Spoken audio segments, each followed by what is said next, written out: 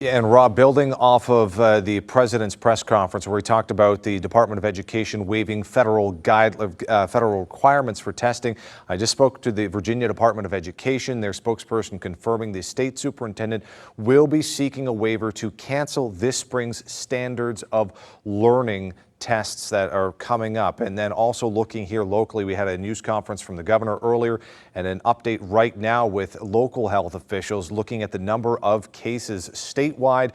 Virginia Department of Health says 114 cases of coronavirus, including one in the southwest region, which means now all regions of the Commonwealth have been impacted by the virus. Looking locally, Henrico and Richmond holding a news conference right now, learning of an increase in Henrico County, 4 new cases there for a total of 7, and here in Richmond, 2 new cases for a total of 6. Meanwhile, here with the governor, where he had his news conference, giving us a look at how impactful the virus has been on the business community, specifically unemployment numbers. He said in the last 24 hours, 16,000 people have applied for unemployment, over 30,000 this week. On an average day, the applications are around 323 people. Again, Governor Northam trying to make it easier for people to get those unemployment benefits by waiving that 1-week period. And we also learned about when it comes to testing for coronavirus, saying they still have over 1,000 test kits available, and the Department of Health says they look to be expanding the criteria for people to get tested to try and get